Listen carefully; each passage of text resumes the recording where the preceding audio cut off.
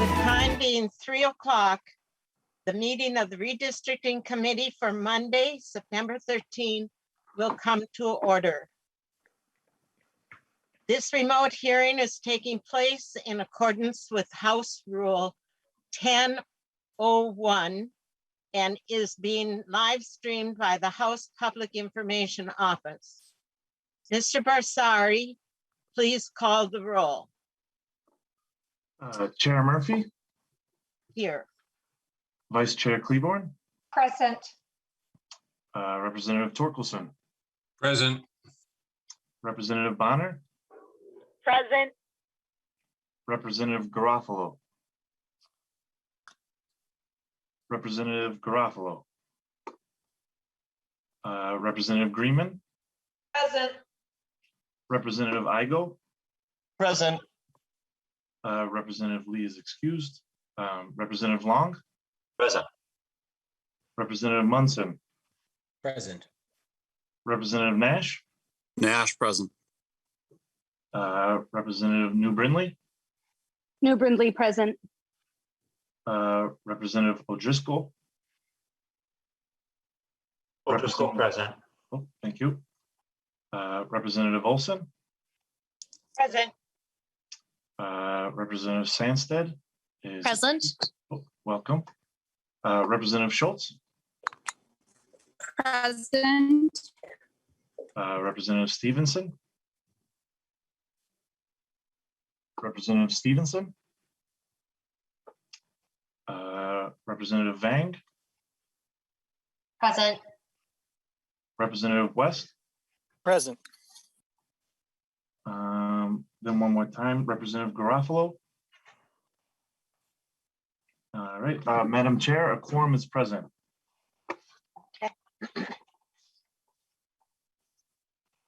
Thank you very much. This is our third listening session, the third listening session of the Redistricting Committee. We posted this meeting a month ago to give more public notice than usual because the matter or the testimony that we are receiving is so vitally important to the work of our committee. We respect and value the perspectives each person offers, and we welcome input from all Minnesotans. We are holding the hearings via Zoom at a variety of times to reach a wide range of people. We acknowledge that no schedule fits every person. So if people are not available to participate via Zoom or during these times that are posted, the options to submit written testimony is provided, and written testimony will be accepted by the committee through the month of September. Given the number of people who signed up to testify, we ask that testimony be limited to 3 to 5 minutes to provide everyone a similar opportunity to testify. For those who have more to say than time allows, written testimony can supplement and the oral testimony that is given in the 3 to 5 minutes. Written testimony containing recommendations will be posted on the Redistricting Committee website.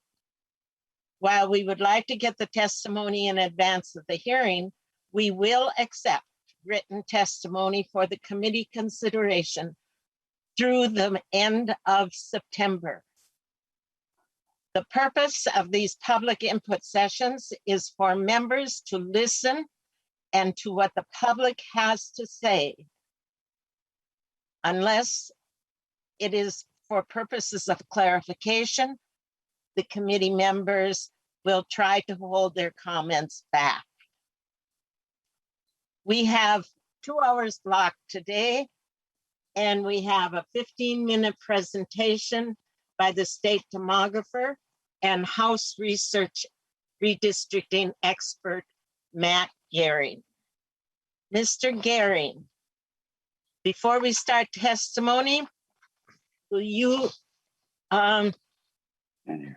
brief us on the demographics and the time schedule that the redistricting committee is under for our purposes of redistricting the census of 2020. Mr. Gehring. Madam Chair, yes. Just for the record, Matt Gehring from the House Research Department. I'm going to share my screen quickly. And Madam Chair, my portion of the presentation is going to focus primarily on the timeline and some of the local government duties that relate to the redistricting process. And then assuming Ms. Brower is able to make it onto the call, she's got the data for you on the demographics that came out of the census.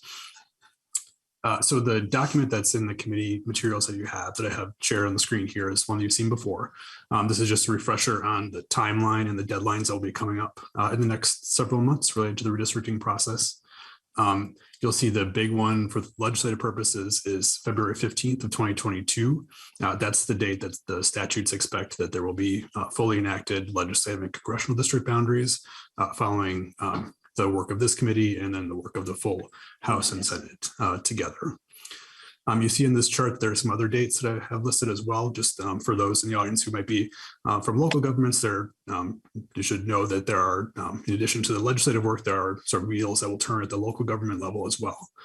So once the legislative and congressional district boundaries are enacted, there are requirements for local governments to reestablish municipal precinct boundaries, as well as drawing new local government election districts. And there are deadlines in March of 2022 and April of 2022 for those activities to be completed. The election cycle that these new districts will be used at for the first time will be the 2022 election cycle. So the state primary next year will be August 9th of 2022 and the general election November 8th of 2022. On the second page of the handout that I have lists out the sort of responsibilities, both of the legislature as well as of counties, cities, towns, and school districts. And I put this here again, just for kind of a refresher for those, I know you've seen it on the committee before, but for those that might be new in the audience, the responsibility of the legislature by the state constitution is to draw new legislative and congressional district boundaries after every decade.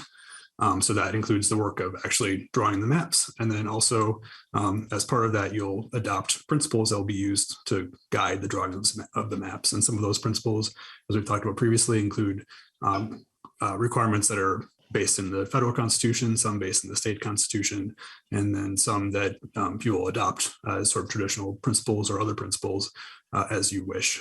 So things like equal population and contiguity and some other principles, as we've talked about before, are sort of required of you based on constitutional law, but you also have some flexibility to adopt other principles. And I expect that in the course of the testimony today, you'll hear some more about that from some of the testifiers. At the local government level, there are county responsibilities for establishing county commissioner districts. And you see on this page the deadlines and some specific statutory references for that work to occur. And then cities, towns, and school districts also have responsibility for their own jurisdictions. And again, you see some statutory citations there for the standards that govern that process, including what are in effect statutory principles for drawing precinct and ward boundaries, which are in state law rather than the Constitution, as well as deadlines, and then what happens at the local government level if that work isn't completed. And Madam Chair, that is the end of my portion of the presentation. I'm happy to take questions if you have them. Okay.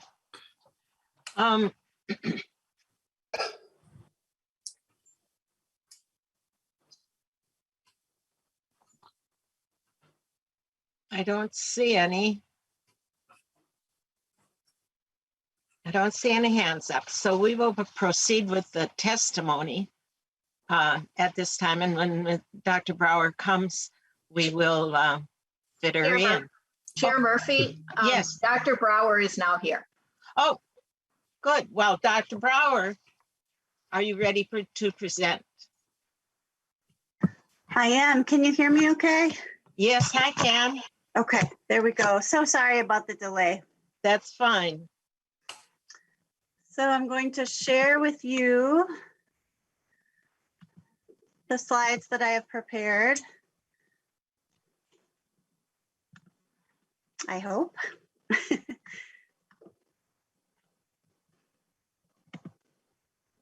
There we go.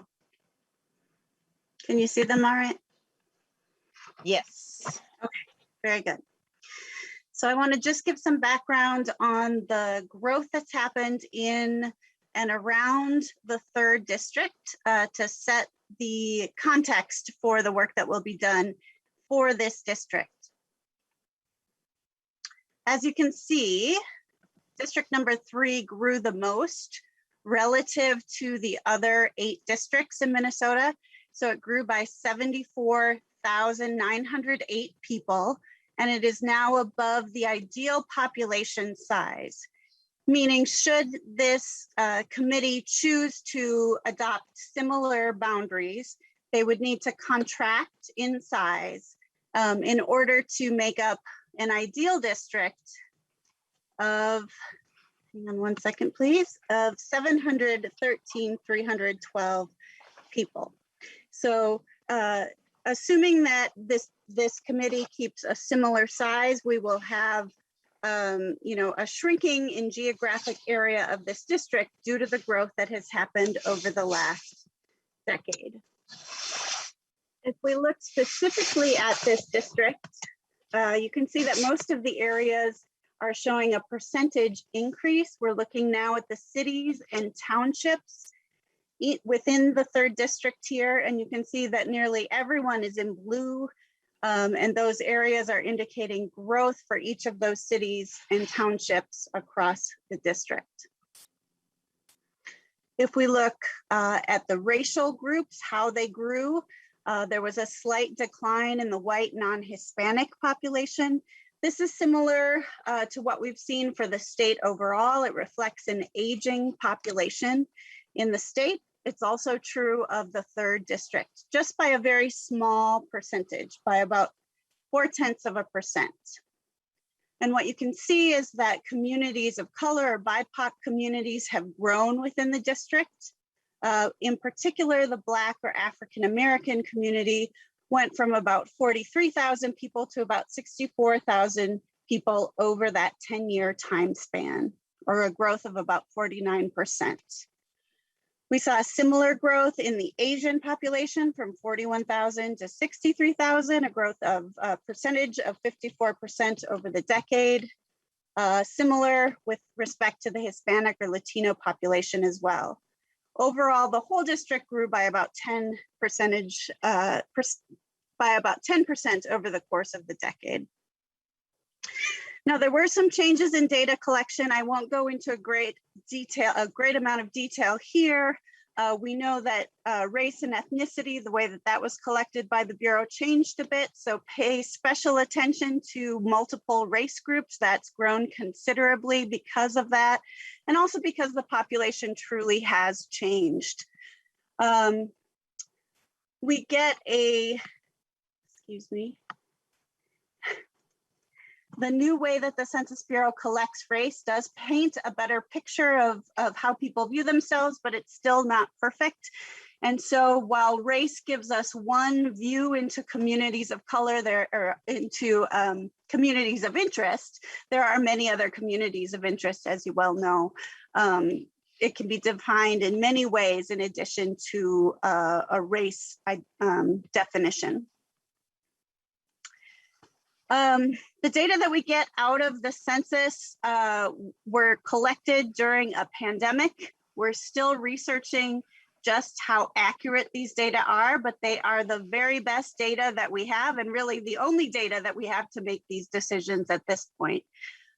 So we will continue to look into issues if there are accuracy issues, but it is what it is with respect to the data that we have. There was all kinds of uncertainty as we collected these data. So far, they're looking pretty good, but we're going to keep investigating if there are any kind of abnormalities that we need to investigate. And then finally, the Census Bureau is using something called differential privacy, which is a way to protect the confidentiality of respondents. So if you see anomalies within the data as you're doing redistricting, it may be due to this new method of privacy protection. It impacts communities of color or smaller communities more so than bigger communities. And so if you see something that looks not quite right there, that's something else that you can bring to us, and we're happy to look it over and try to give an educated guess as to whether it's related to differential privacy or some other data collection issue, or if it really reflects a true change. And so with that, that is my overview of the census data and how the 3rd district has changed. Thank you so much, Dr. Brower. And thank you for talking about the differential privacy term. And I also would like to reread the definition that many people heard for the first time, or even if it wasn't the first time, but that was emphasized at the National Conference of State Legislatures meeting in August, in which, or July, in previous months, that Wendy and Underhill gave a definition for communities of interest. Communities of interest was identified as geographical areas such as neighborhoods of a city or regions of a state where the residents have common demographic or political interests that do not necessarily coincide with the boundaries of a political subdivision, such as a city or a county. So it expands what some people used to call community of interest. It expands that beyond a little bit. And that goes along, I think, with Dr. Brower, with your summary of how the 3rd district has grown. So thank you. Thank you. So we will proceed then with the testimony from the people of the 3rd district that have come to give us their opinions and their neighbors, perhaps their neighbors' opinions of what should we be thinking about when we're thinking about the changes that are necessary, absolutely necessary for the 3rd district. The first person to have called and to testify, and we are going to listen to, is Catherine Kurtzel from Coon Rapids. Welcome to the committee. We are ready to listen. Chairman Murphy and committee members, thank you for the opportunity to share my comments. My name is Catherine Kurtzel, and I have lived in Coon Rapids for 43 years. When we moved here, all of Coon Rapids was represented in the Minnesota House and the Minnesota Senate with individuals who lived in the city they represented, the city of Coon Rapids. Since that time, redistricting has sliced and diced our community, dividing us into different Minnesota House and Senate districts. Today, Coon Rapids is very well represented by 1 congressional district, CD3, but 3 different state Senate districts and 4 different state House districts. Only 1 state senator and 1 state House representative live in the city of Coon Rapids. I'm here today to ask that consideration be given to not only have us remain in the 3rd congressional district, but to put the city of Coon Rapids back together, to create a unified House and Senate district that can speak as one voice in representing the needs specific to our population. And these are my reasons. I live in a Minnesota House district where only 3 precincts are located in Coon Rapids, with the majority of the precincts located in Andover. The entire city of Andover is in CD6. The 3 Coon Rapids precincts, as I said, are well represented and located in CD3. When I go about my daily life, I look south to the city of Coon Rapids. Our constituents' needs are met with our shopping hubs located in Coon Rapids, the Northdale and Riverdale that serve the Coon Rapids community, our health providers, dentists, health clinics, our hospital, all located in Coon Rapids. Our schools, elementary, middle, high school, our community college, located in Coon Rapids. Our transportation hubs, the Foley Park and Ride, the North Star Station, located in Coon Rapids. Our recreation areas, Coon Rapids Dam, Springbrook Nature Center, hiking, biking trails, all located in Coon Rapids. And if we are in need for fire, rescue, or police assistance, we look to the city of Coon Rapids. The most important reason for unifying the city of Coon Rapids and having it remain in CD3 is because the city of Coon Rapids looks like the neighborhoods in our 3 precincts. The population in our precinct neighborhoods reflect the racial, ethnic, income, age, occupation, and educational diversity like the city of Coon Rapids and CD3. In other words, our demographics align more closely with CD3 in the city of Coon Rapids than CD6 in the city of Andover. It's necessary that it's the reason I'm here today, to ask that consideration be given to put the city of Coon Rapids back together, to remain in CD3, and to create a unified House and Senate district that can speak as one voice in representing the needs specific to our diverse population. Thank you. Thank you very much, Ms. Kurzel.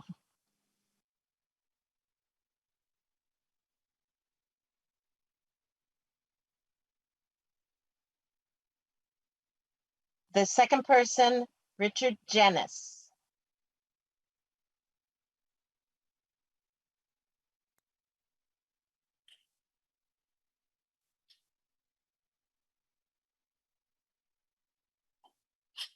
Mr. Jennis?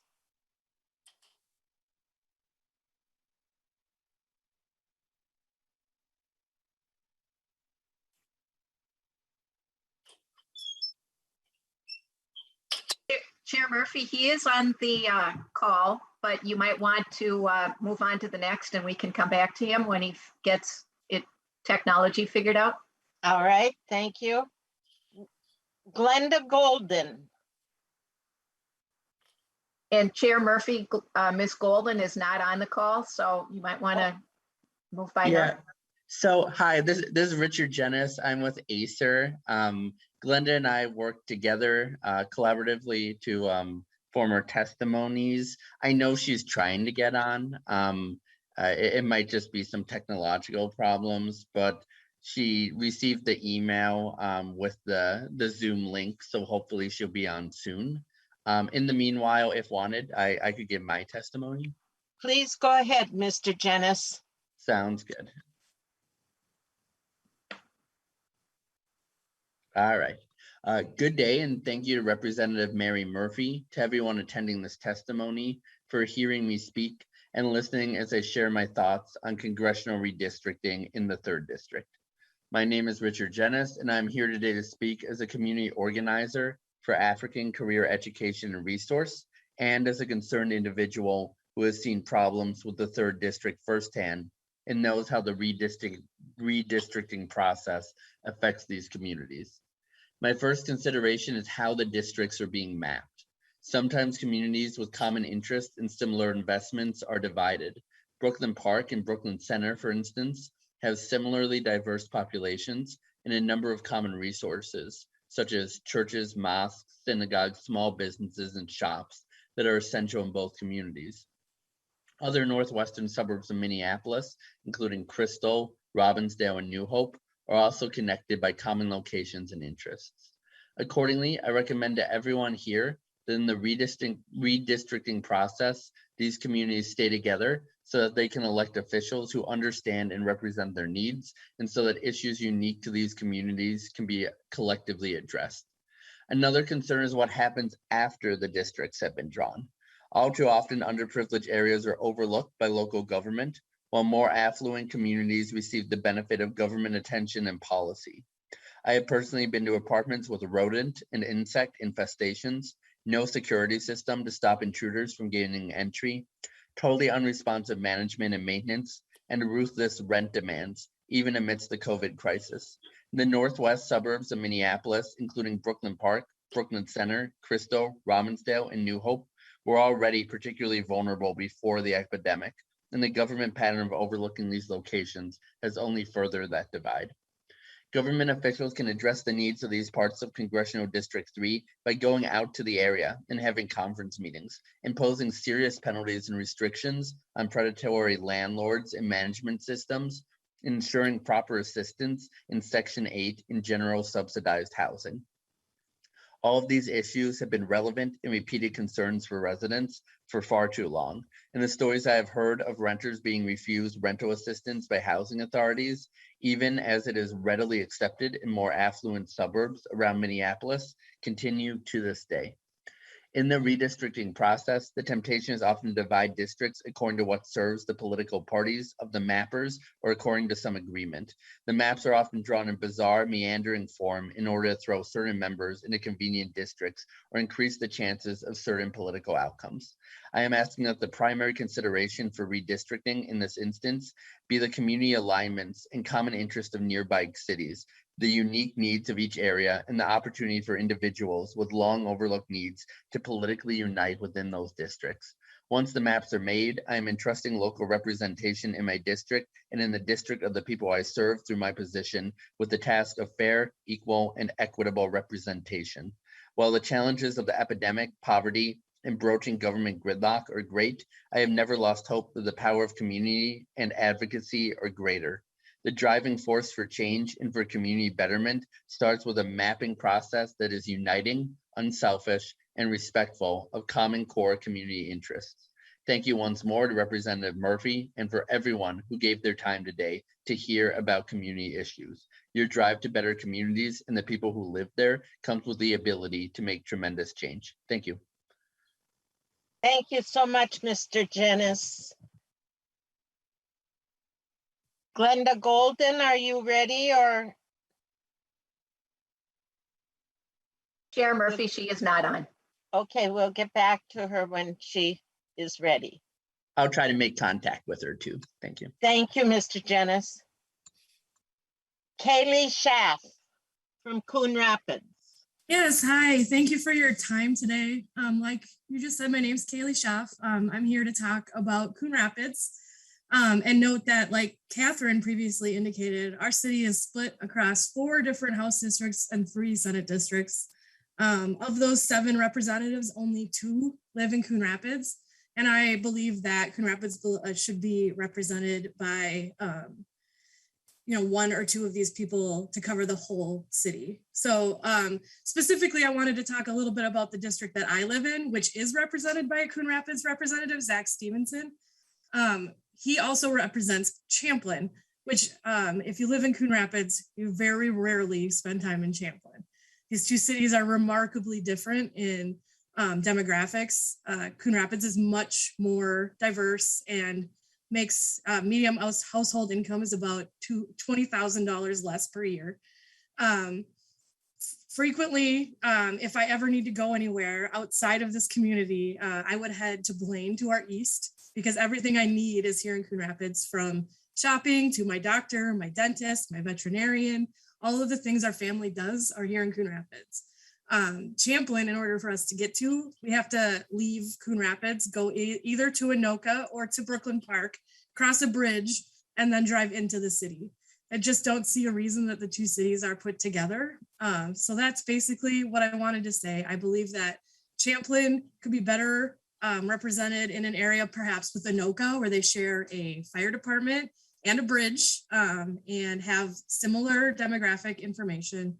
But I think Coon Rapids, like Catherine had indicated in her testimony, really should be represented by 1 or 2 representatives. So thank you guys for your time.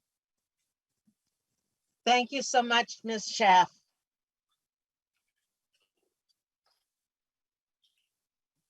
Greg Pepin from Rogers. Thank you, Madam Chair, members of the committee. My name is Greg Welcome. Pep. Thank you. My name is Greg Pepin. I reside in Rogers, Minnesota, where I've lived for the past 28 years. Like many in Rogers, I live close to the Hennepin and Wright County border, and much of our shopping and travel patterns take us into Wright County. Except for a very short time, I've lived my entire life in the 3rd Congressional District, and that goes back to the 1960s when Clark McGregor was my congressman. The 3rd District has historically consisted of suburban communities, and over the decades has expanded west to include more of western and northwestern Hennepin County, where there are very similar communities of interest. In 2012, the court ordered redistricting included the eastern section of Carver County, which was a natural extension of this historical expansion of the 3rd District that made sense.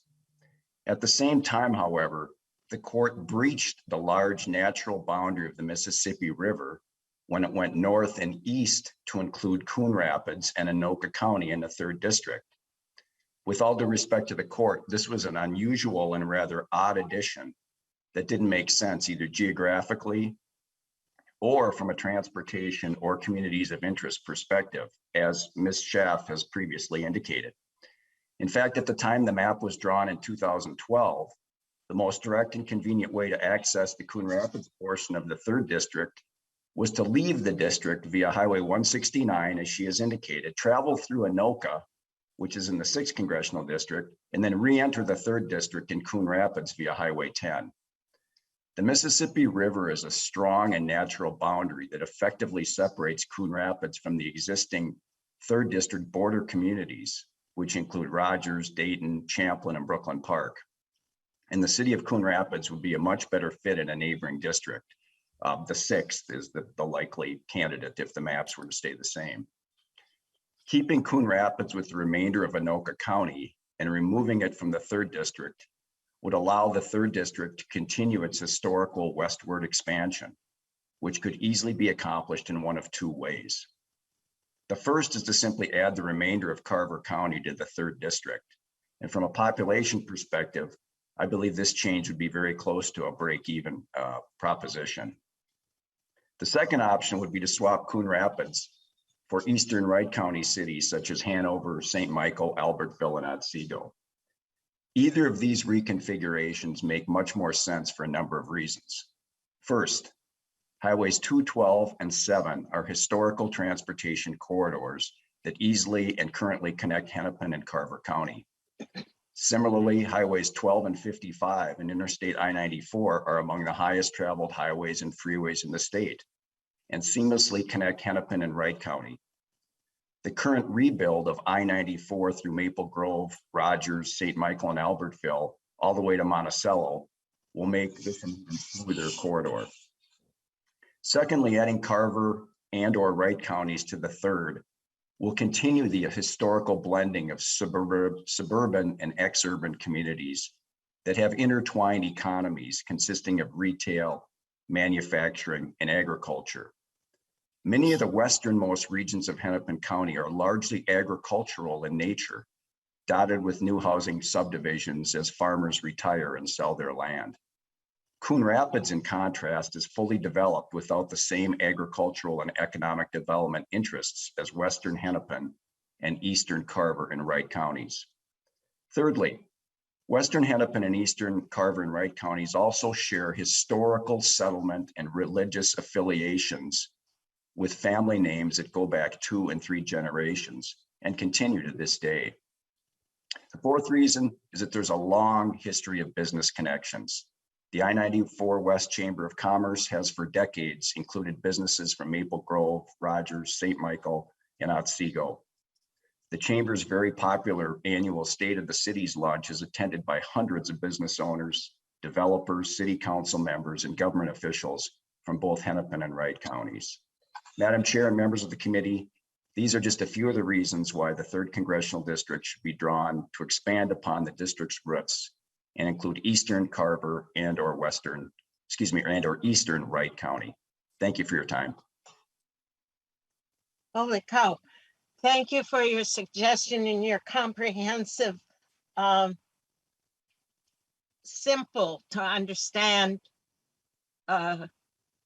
suggestions that we could swap. I like that word, swap. And we will take your suggestions under consideration, and we will review your testimony as we go along. Thank you, Madam Chair. Appreciate your input. Stephen Filing.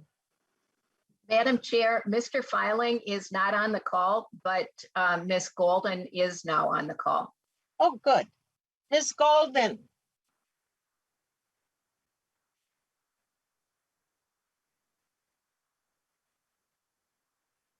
Glenda Golden.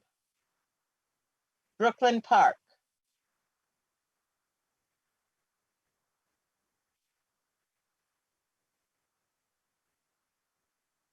Not ready to talk.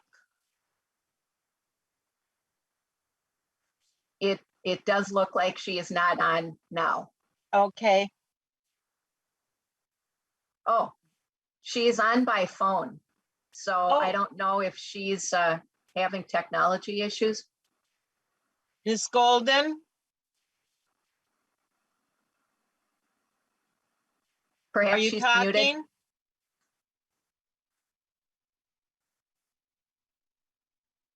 Can you identify yourself, Ms. Golden? And proceed to talk. Hi, I'm on the phone with Miss Golden right now, and it seems like there's technology issues. She is speaking, but I don't think you can hear her. Is there a way to unmute her on your end, perhaps? That was Richard Janis, Yes. and he's on the phone with Ms. Golden. Yep. Ms. Conley? She is not muted on, I don't see that she is muted. So I think she's having some technology on her side. Can you hear me now? Almost. Almost? I can put the phone up to the computer, a little unconventional, but if it works. Chair Murphy, does she have to hit *6 to unmute on a phone?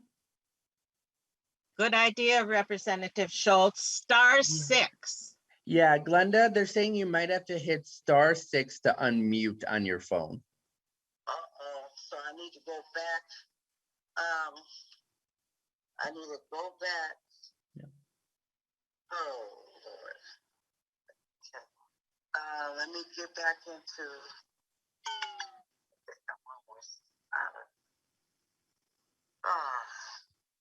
Let me see if I can go back.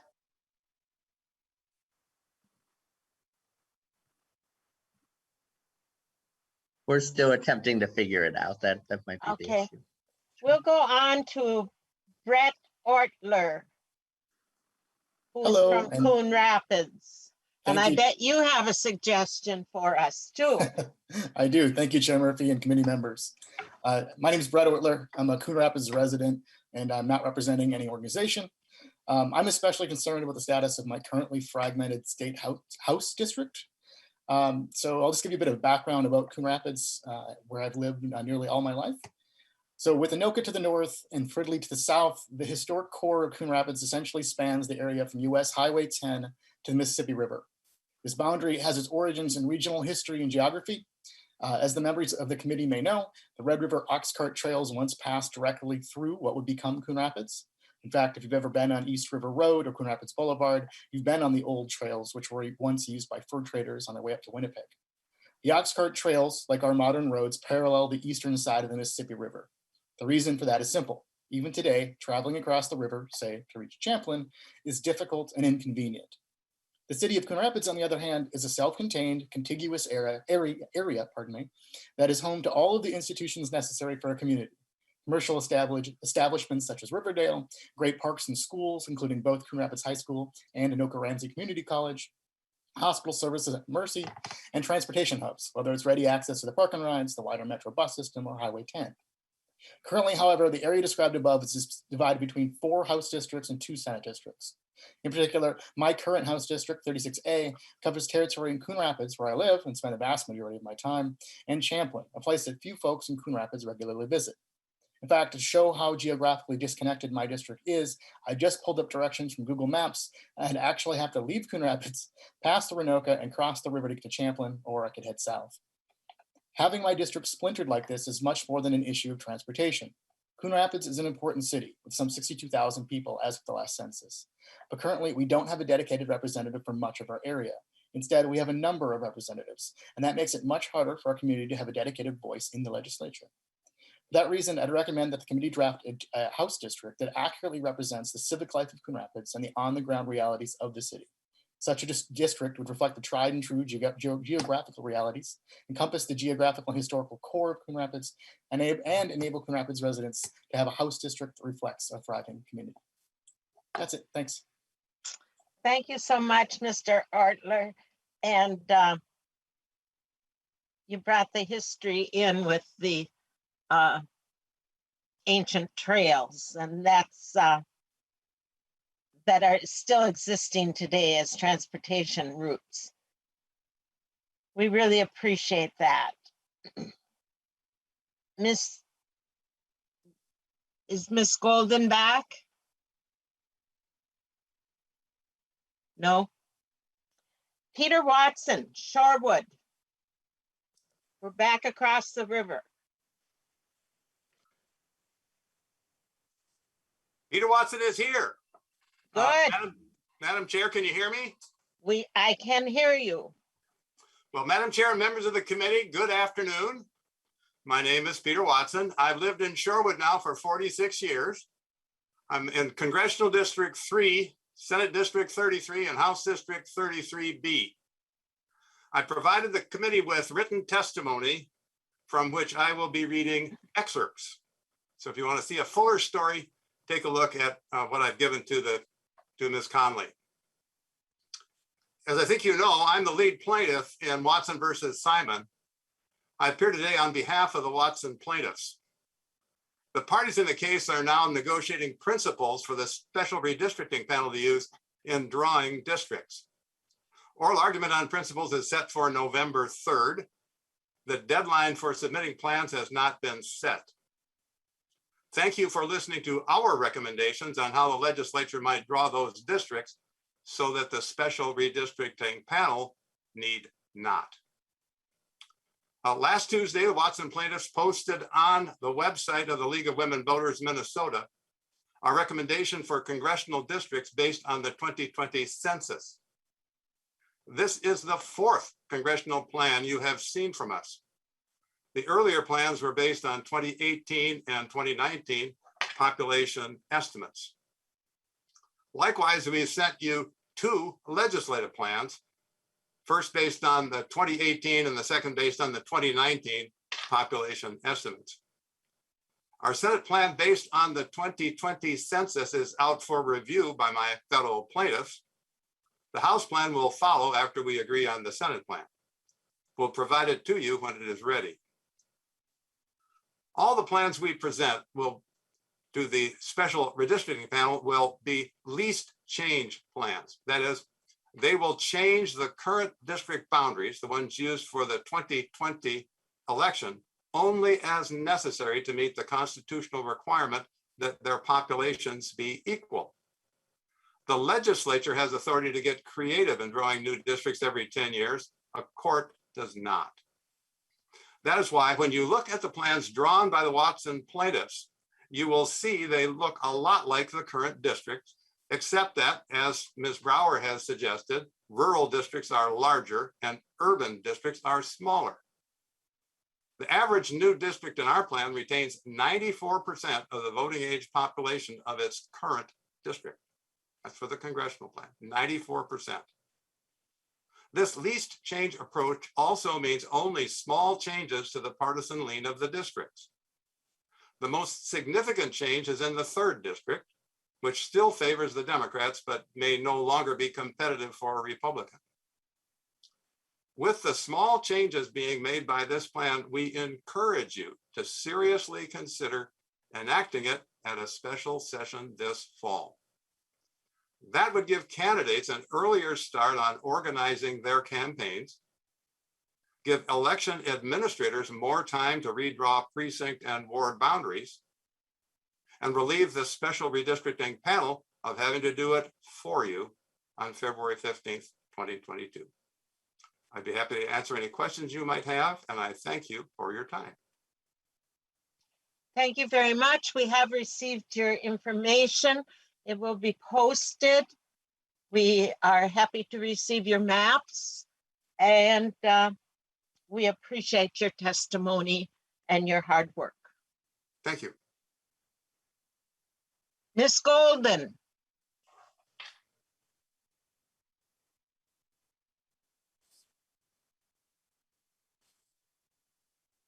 It seems like there's continuing technological problems on Ms. Golden's side. I could read her testimony if you'd like. She shared it with me. Otherwise, we can continue to try to work those out. Well, she had her hand up, so I thought I would call on her. Sure. And I saw she was attempting to connect to audio. It might just be a bad connection there. Okay. Madam Chair, this is Nancy. Ms. Golden did submit written testimony, so all the members received it. Oh, good.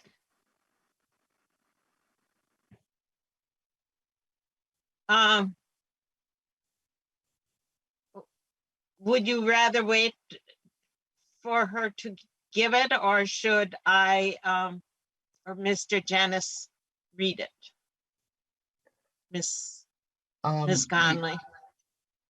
Yeah, I'm fine either way. Chair Murphy, I don't think it matters one way or the other, but members could just review it since it is submitted in writing. Okay. Thank you very much, Ms. Golden, and please stay on and hear the rest of the testimony of people, and we're sorry about the technology problems. I certainly understand them because I have at least one technological problem a day. Ms. Cleaver, Vice Chair. Thank you, Madam Chair. I would suggest that we go through the rest of the testifiers, and if Ms. Golden is still available at the end, then we could circle back at that time. And that might give her a longer period of time to work on it and not just be back and forth. Good suggestion. Thank you. We will do that. Christopher Geisler from Coon Rapids. Yes, thank you, Madam Chair and members of the committee. Can you hear me all right? Just fine. Thank you for coming. Great, thank you. As you can probably imagine, I've lived in Coon Rapids all of my life, and I'm here to echo some of the sentiments you've already heard. As we've heard, my city is bisected into 7 different representations at the legislature there, but I wanted to provide a little additional context about my city. When we compare Coon Rapids to its peer cities as far as the size of population, the next 15 larger cities all have one representative whose district is comprised of at least 80% of the citizens in the city that they represent.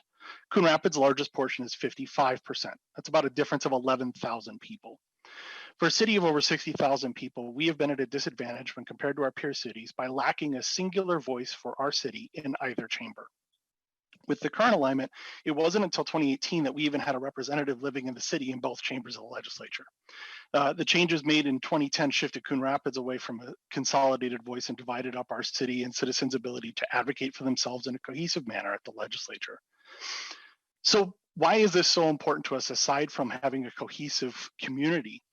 Well, what we're finding as I currently sit as a citizen member on the Transportation Advisory Board of the Metropolitan Council, as well as a planning commissioner in the city here.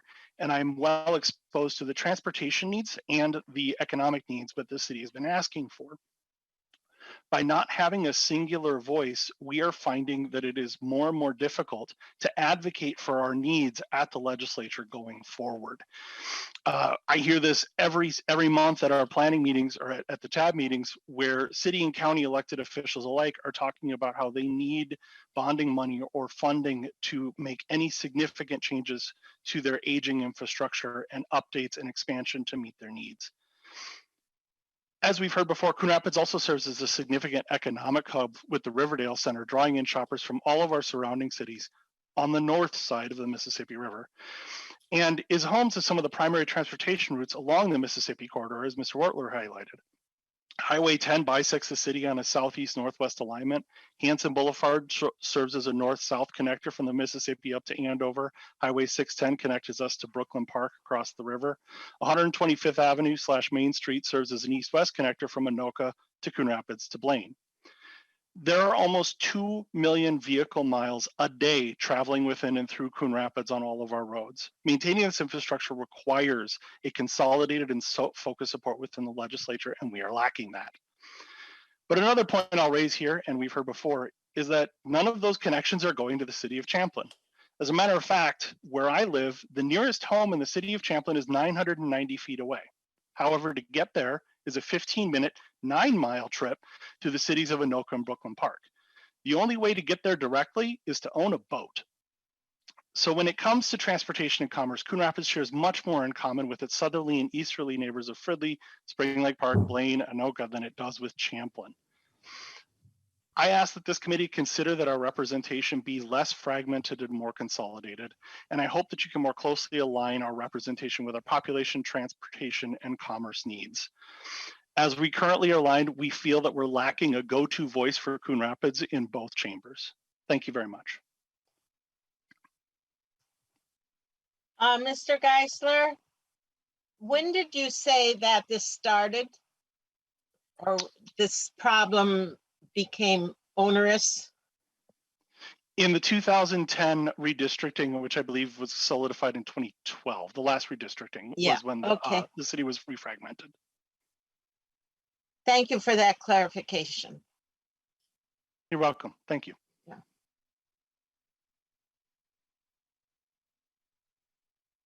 Artis Wexler.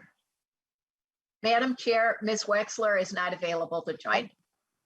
Patrick Bryant. Hello, can everybody hear me? Yes. Great, thanks. Thanks for having me, Madam Chair, and thanks for this opportunity to testify. My name is Patrick Bryant. I've been a Bloomington resident for 27 years. And I'm hoping to provide some testimony today on why Bloomington should be considered a community of interest with the rest of the South Metro. To be candid and succinct, we're really a bridge community between Richfield, which shares some similarities with us, and the rest of the Southern Metro area of Apple Valley, Burnsville, and Lakeville. At the federal level, Bloomington is typically drawn into a district with the West Metro, despite Richfield, with whom we share a state senator, being drawn in with Minneapolis, while Burnsville, Savage, and Eagan are drawn into the 2nd district. This is all to say that finding out who represents you in the South Metro can be a little confusing.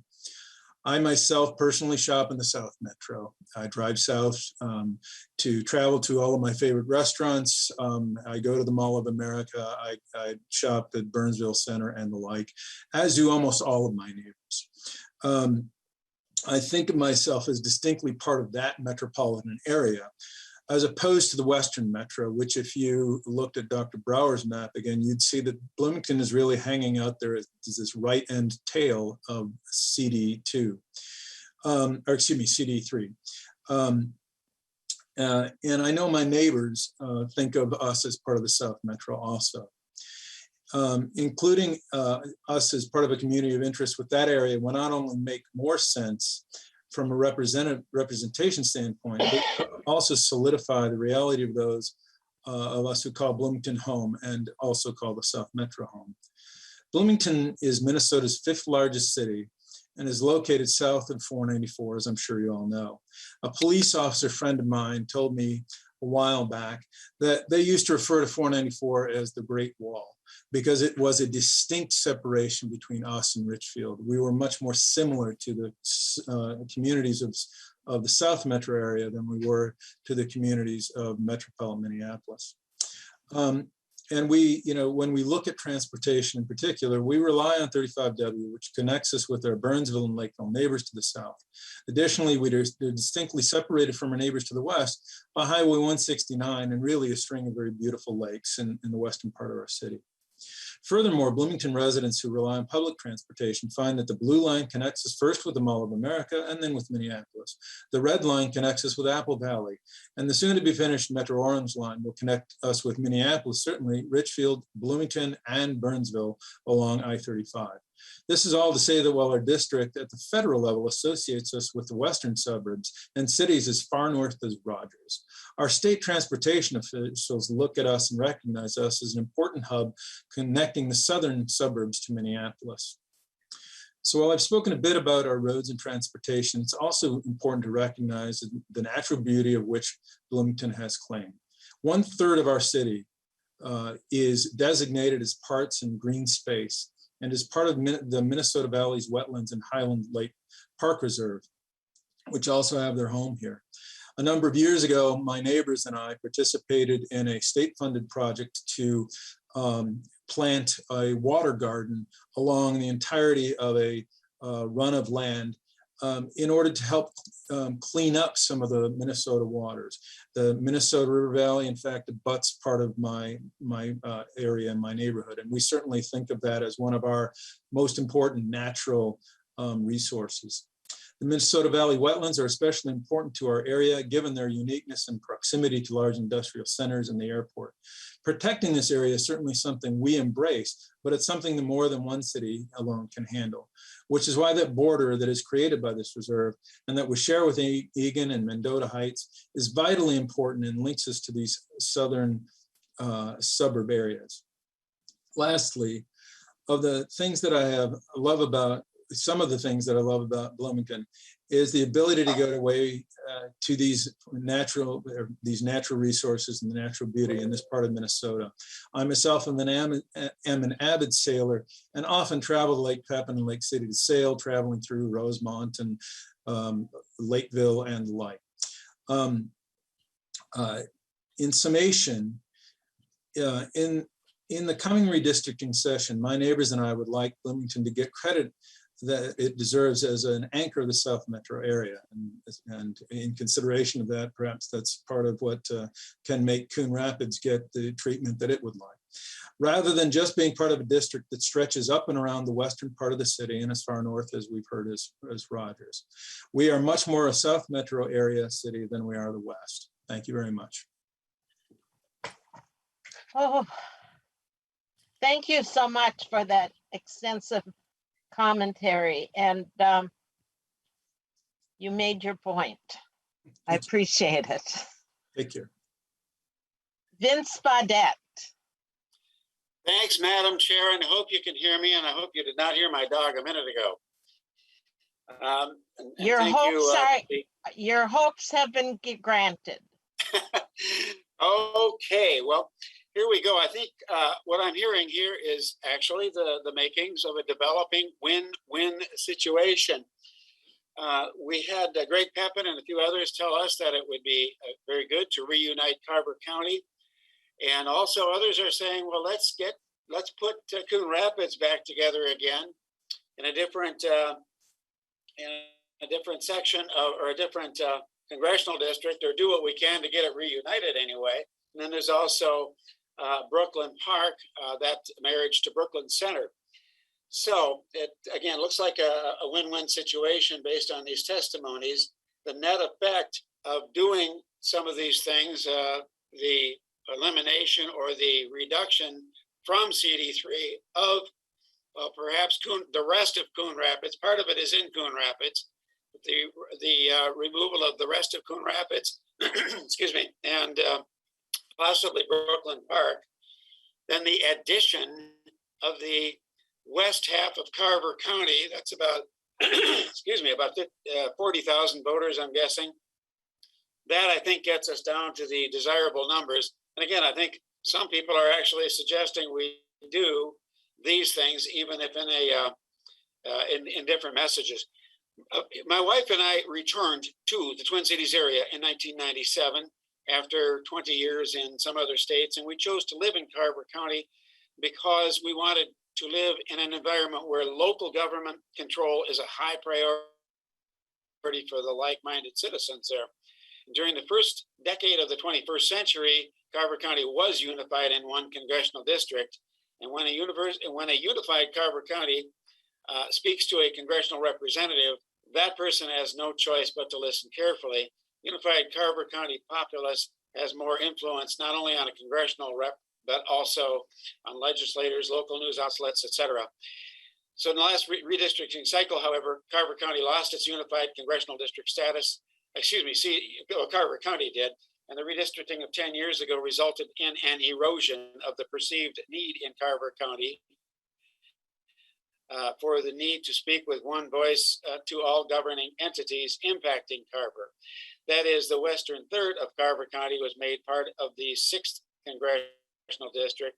And this separation inevitably resulted in the reduced messaging continuity in Carver County over our governance. Without a unified voice, another unfortunate outcome has been the elevated role of the unelected, unaccountable Met Council. The residents of Carver County have suffered as a result. 10 years ago, Western Carver County was very rural and experiencing less population growth than Eastern Carver County. So as a result, it was less impacted by the intrusion, if you will, of the Met Council into Carver County with regard to land use, transportation, etc. But this has dramatically changed over the last 10 years, and Western County is now experiencing significant population growth, a trend exacerbated by the COVID-19 pandemic, technological change, etc. And in spite of, homes in the Western Carver County are in high demand now, and there is no end in sight to population growth. So as Western Carver County rises in population, the Met Council will increasingly intrude on the lives of Carver County. And I will tell you, at the risk of being a little too blunt, the residents out here, we simply don't, we know we have to accept the Met Council, but we would much rather take as much governance as we can, and we simply don't want any more intrusion than is absolutely necessary by that entity. It's obvious to many Carver County residents that the Met Council seems to be governing to achieve homogeneity of the entire metro area. That's the feeling we get, whether right or wrong. And that's in direct conflict, again, with the high valuation Carver County residents place on the local control of government. So once again, Carver County deserves a unified countywide voice to make its case to the Met Council and other elected representatives. The Carver County, just for example, the Carver County residents now are concerned that Met Council will, without much or any approval out here, opt to bring in light rail where it is likely not going to be wanted. If that ever happens, I hope Carver County somehow is sold on it rather than having it forced upon them. We want the voice of all of our legislators and a single member of Congress to speak in a coordinated manner, in part to reverse what we see as intrusion of the unelected, unaccountable Met Council. The best way to achieve this, once again, is to reunify all of Carver County as a vital component of the 3rd Congressional District. And there is a way to do that, make the population come out right. And that is, you have people up in the north suburbs, they want unification too. That can perhaps be done in CD6, possibly some going into CD or CD5.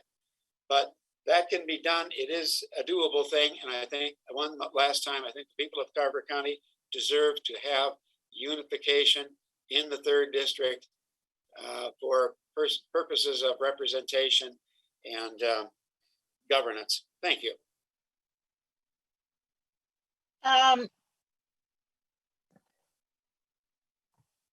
appreciate your comments, and but I'm a little mixed up on what you were talking about with the Metro Council. And you want Carver County has how many state representatives now? We have, let's call it 2.5. We have the part of the north part of Chanhassen, 4 precincts, is one. It's a partial legislative district, and then we have 2 full districts in 47A. Okay. But you The think Met Council comments, I'm sorry, go ahead now. Go ahead, please. Does part of Carver County not have Metro Council now? No, all of Carver County is in the jurisdiction, if you will, of the Met Council. Okay. And my point is, I don't mean to be mean-spirited, but I do mean to say that the residents in Carver County, both east and west, place a very high valuation on local governance. And that means governance obviously is going to be less cherished, if you will, if it's coming from a Met Council of unelected representatives that are not even residing here. So that's the distinction I want to make, if that makes sense. Thank you. That's a good clarification. I understand better now. Okay. And then you want Carver County to stay and all of Carver County to be in CD3. Is that correct? That is correct. The west third is now in CD6. And I would really like to see, many of us in Carver County would like to see, again, one county united in the one congressional district, logically CD3. All right. Thank you for that clarification. And thank you for your testimony. Kevin Anderson. Thank you. Thank you, Madam Chair, and thank you, members of the committee. My name is Kevin Anderson. I'm the Hennepin County Commissioner representing District 7, which has the cities of Champlin, Dayton, Rogers, Maple Grove, Corcoran, Greenfield, Hanover, Medina, Loretto, Plymouth, Independence, Rockford, Maple Plain, Minnetrista, St. Bonifacius, and Mound. Really almost all of Western Hennepin County. As you know, every 10 years, it's the responsibility of government to count everyone and then do our best to make sure that every person is represented equally, fairly, and with a well-functioning government. Now, I want to just take a moment to reiterate how grateful I am to the people of Minnesota and the census workers that did their extraordinary work in the middle of a pandemic to make sure that we kept all 8 of our congressional seats. It was no small feat, and I am incredibly grateful for that. It's now in the redistricting is the responsibility to ensure that our representatives are not only elected each year fairly, but able to do their job effectively for the next 10 years. So today I'm testifying to highlight the importance of preserving the political subdivision of the county. Now, as I'm sure most of you are aware, the role of the county is to be the administrator of state and federal policy and money at the local level. It's because of this responsibility that it's so important for residents within the county and the cities within the county to have political boundaries that make sense to the average person. We've heard a number of people today talk about the challenges that boundaries like the Mississippi River on the north pose to some of this. Now, I think making sure that we have relationships between every level of government is imperative to having good government.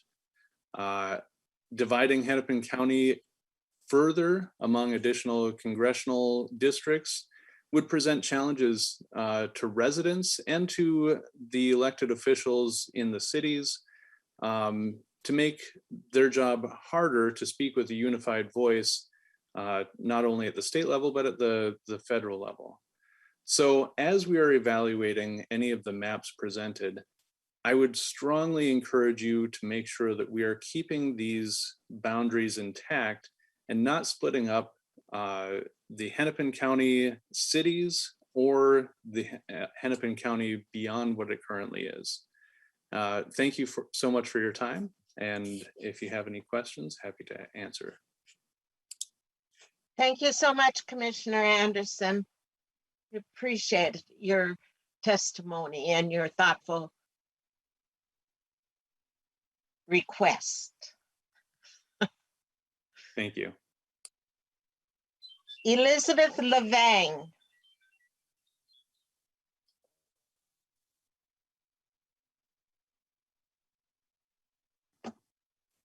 Thank you, Madam Chair and committee members. I'm going to keep this very short. I have lived in CD3 for about 50 years. I don't look like it, but I do. And I spent 35 years living in Orono, and now I am living in Plymouth.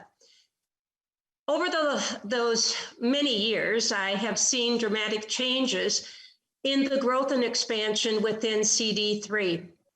No one could have ever imagined that Edina, Maple Grove, Eden Prairie, for instance, would become home to thousands of individuals and businesses, or that Old Highway 12 would become 394, or even that Old 18 would become 169. Those are just some markers about the changes.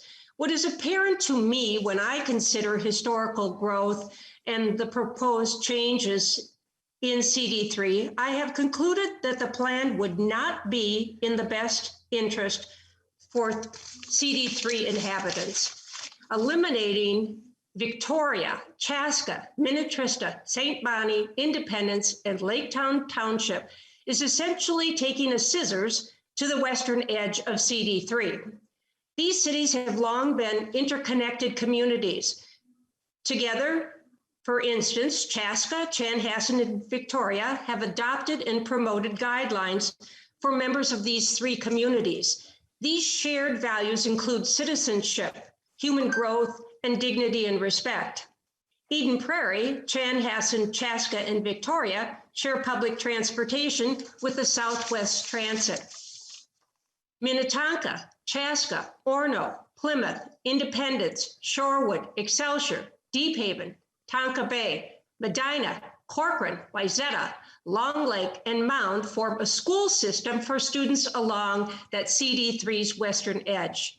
Fire and emergency services link Independence, Greenfield, Medina, Corcoran, Loretto, Long Lake, Wayzata, and Mound. The cities that are slated for elimination are an integral part of CD3 and should remain within the district. I ask that you not eliminate these localities, but rather consider eliminating or swapping with the city of Champlin, which today has gotten a lot of negative press. Champlin can stand on its own, and if we would swap out Champlin for the other cities, we would be at near par. Thank you for your time. Thank you so much for your testimony and clarification and announcement of those cities that should stay together through your testimony. Thank you. Thank you. Hollis Winston. Madam Chair. Yeah, oh, Representative Cleburne. Thank you. I just would like a point of clarification. The maps that Ms. Levang is talking about, I really appreciate your comments, and this is not to take away from any of your comments. Please understand that. I just want to make it clear for the public record that we as the House have not issued any maps. So the maps that you are referencing, as for the public record, I just want it to be clear, these are not House maps, but your comments and your concerns are heard, and they will be taken into consideration as the House prepares its maps. Yes, Thank I was referring to the Watson map, but thank you. I appreciate your clarification there. Thank you very much. Thank you for that clarification, Vice Chair Cleburne. We appreciate it. Hollis Winston. Thank you, Chair Murphy, Vice Chair Claiborne, and committee members. My name is Hollis Winston. I live in Congressional District 3, SD 36 in Brooklyn Park. I currently own a business that advocates and consults a very diverse clientele of small businesses spread throughout the state, many of them in CD3. I wish for their voices to be heard effectively and in a representative fashion in the best tradition of the Minnesota concept of representative government. Because of that, I would ask that during the process of redistricting, two things are taken into account. One, that communities of interest are maintained across and within CD3. Others have spoken before me regarding exactly what that term means, but there has been a history of legislatively breaking up those communities in the past for partisan purposes.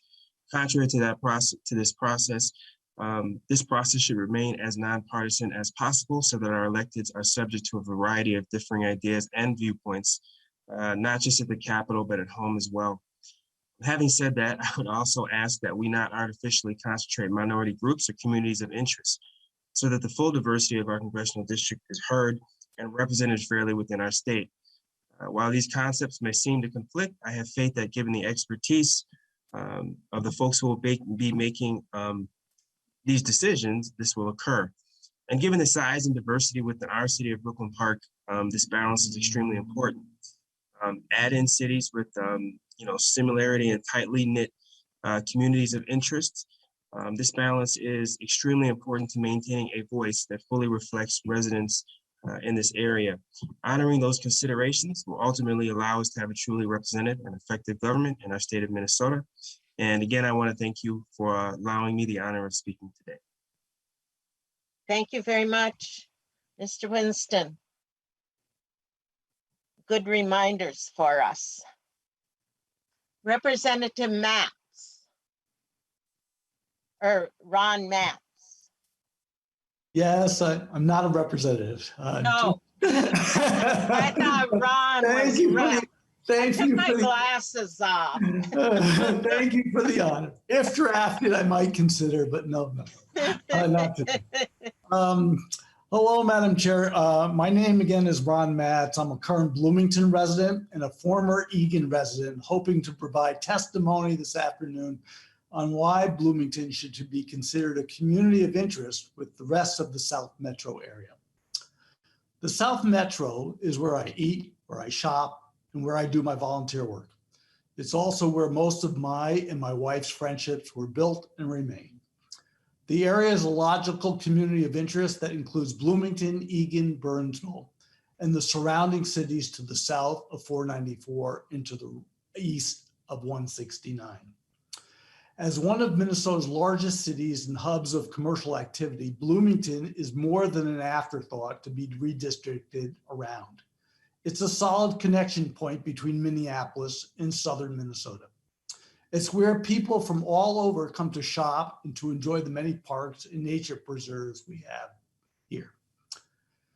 While many people think of the Mall of America when they think of Bloomington, and certainly they should, as collectively our biggest employer, Bloomington also features the headquarters of Donaldson Company, Ceridian Health Partners, and Toro, as well as significant locations for Pearson General Dynamics, Seagate Technologies, Express Scripts, and Wells Fargo.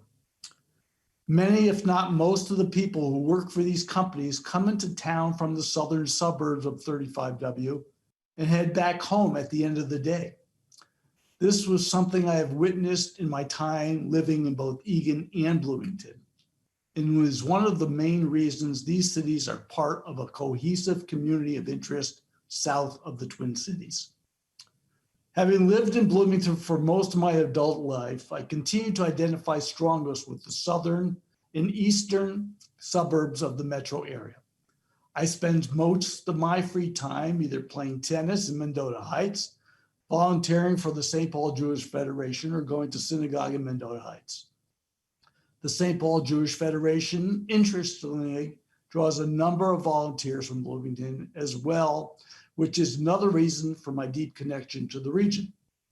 The shopping place for my clothes for my wife and for me when she drags me along is the Eagan Outlet Mall. And my favorite restaurant continues to be Jensen's Supper Club in Eagan, the best place for walleye in any part of the Twin Cities. In summation, it makes more sense to me for the good people of my community, for the district lines serving Bloomington, to reflect the on-the-ground reality of the city being an essential part of the South Metro.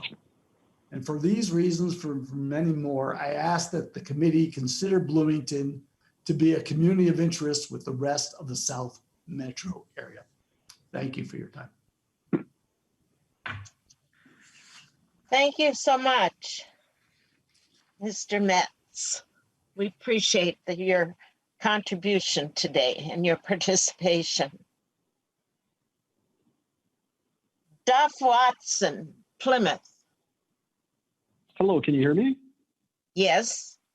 Fantastic. So with the last name Watson, unrelated to the previous speaker, but I'm usually used to going last. So appreciate you guys hanging in there. I'll be as brief as possible. Thanks for the opportunity to speak today. Balance is important, as we heard previously. Many on this call have been much more articulate than I may be today, so I ask in advance for your patience. I'm testifying today to make my voice heard and to relay the concerns of my neighbors in light of the redistricting process. Unlike some previous testimony shared today, I'm not hopeful. Like other testimony, our voice in the chambers is not unified. Our issues are not the same as those more urban neighbors of ours to the east of where we live. Renters and homeowners have different priorities. And as Mr. Anderson pointed out, the political subdivision is important. However, redistricting has the risk of being damaging and being shrewd and stifling voice. No plan or map is ever going to be perfect, but first you should know who I am and who my neighbors are, and what we're all about. I'm a single dad of 2 teenagers. We live in Plymouth. We love our neighborhood of homeowners and are as diverse as they come. My next door neighbors are a multi-generational family with grandma and grandpa raising their grandchildren. On the other side of me is a retiree by force because of COVID policies foisted upon us. Too old for the workforce and too young to make his cash last. Next to him is, ironically, an economist with the Fed. We have single childless homes. We have nuclear families. And I'm dating myself here, but we even have mixed Brady Bunch-like families. We've got a retired nurse and his partner.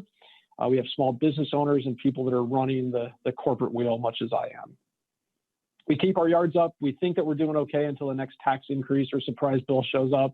We live in that space where money gets a bit tight and payday is sometimes a welcome relief. We take the brunt of the tax increases. We take our kids to hockey practice in cars big enough to fit the gear. We volunteer for the causes that matter to us. We go to church. We like our dogs. We like our space. We hunt and we fish. And yes, we even own guns. We are proud of our community. We love our neighbors. But we're more west rural than we are west urban. So our votes matter, but as close as we may be to the largest cities in Minneapolis, our politics do not mirror those to just the east of us, to the east of 169 rather. We do not like the slide toward policies that seem to undermine the very hard work that we want to do. We don't like handouts. We like to do it ourselves, and that's why I got involved today. During the last year's unrest, we were nervous, but we waited with bated breath. We love our police, and like many, we think we can all do better. Our city was never on lockdown, but not one of us took down our American flags, and we stand for the national anthem, and we're decent, and we return our shopping carts when we go grocery shopping. The final thing that I'll leave with you is that this proposal could potentially be damaging because the redistricting plan may prevent individuals from being heard. Many of us have moved west to the communities we live in because of the very opportunity that provides our kids. The third, as you know, includes Hennepin County, Carver County, and Anoka County. We stretch west to Delano and Rockford and Waconia, areas west of 169, and dare I say even west of 494 look very different from where you may be sitting right now. The interests of our residents are about family values, a term aligned by some in recent years. We love our kids, we're trying, but we elect moderate candidates that give us the best shot at preserving our voices and our values. So I'll leave it with one last thing that I'll say. We're very jaded by the political process currently, and this includes the ruling class. And as our third base baseball coach yells, and the same to you, knock it off if this gerrymandering is anything less than political.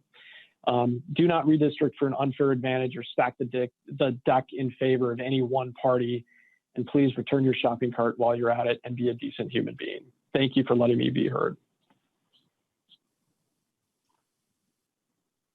Thank you, Mr. Watson, for your values and for your description of you and your neighbors and the people of Western 3rd District. Ms. Golden, do you want to try?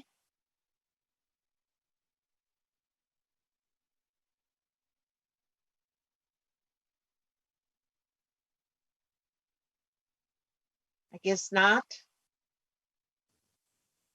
Yeah, Miss Golden called in. I'm not sure if the technological problems are continuing or if there's just a poor connection there. I'm guessing she can hear you, but yeah, not able to join. Thank you for the All right. effort. We will go back and we will review her testimony by reading it. And we will include that in the participant list. Is Dr. Brower's back is still on? I am. Oh, good. Could you go back to your handout or to your graphs with the populations again and review them in relation to what we heard about South Metro, West Metro, and Coon Rapids? Or is that an unfair request? Let's look together. One moment, please. We do have a little bit of time, and I thought while this testimony is still going around in our brains, if we could have a review of where the numbers are, and we know that we have to make the 3rd district smaller in population.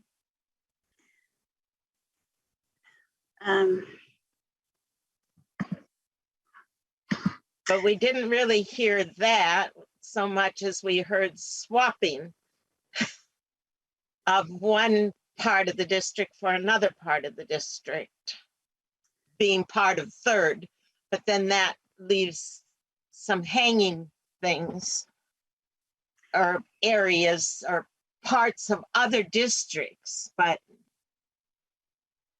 Madam Chair, I think what might be most useful is if I can give you the pieces of each city within the district, and I don't have those numbers immediately available to share with you right now, but I will pull them up and share them with the committee just as soon as I have them. It may be while we're still talking, but does that sound like what would be the most useful? The number of people in the 2020 population within CD3 by city? Yes. Okay. I'll pull those up. All right, thank you.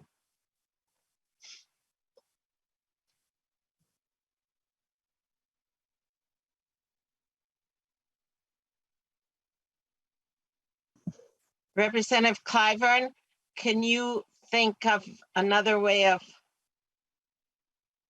Well, I was just looking at the, thank you, Madam Chair. I was just looking at the 3rd slide of Dr. Brower's, where we were talking about the population percentage change in each of these communities. And I think that it also,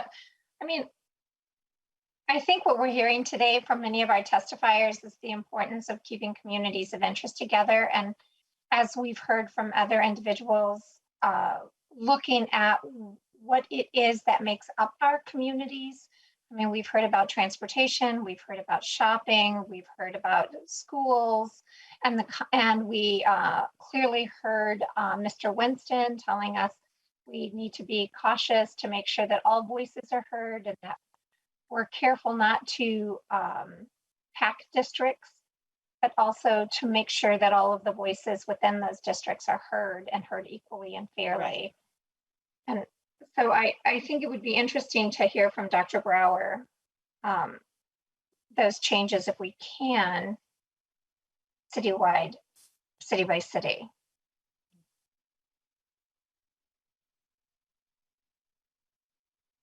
And I think that in her slide where she's talking about getting, painting a better picture of how individuals view themselves, not how we define them, but how they define themselves is very important. Mm-hmm. Madam Brower. Madam Chair, Representative, I'm happy to pull those numbers and to share those with you. I don't have them right in front of me right now. Okay. All right, Representative Torkelson. Well, thank you, Madam Chair. Just one brief comment. I think it might be important to remind the participants that the congressional districts and the legislative districts are completely independent. I've heard a number of the testifiers mention both legislative districts and congressional districts. And I got the impression that they think they share borders, and actually they, of course, do not. And it might be good to mention that as we're going through these meetings, so that people observing the meetings understand that the congressional map is completely independent from the legislative map. Thank you, Madam Chair. Thank you for that. That was a good emphasis that I hadn't made, and I appreciate that a lot. Yes, and the congressional districts will change. The House districts definitely will change in some cases, and some cases they could be very similar to what they already are. But the 3rd congressional district perhaps has the most changes that will take place because they're over the numbers that are required for 1 vote, 1 person.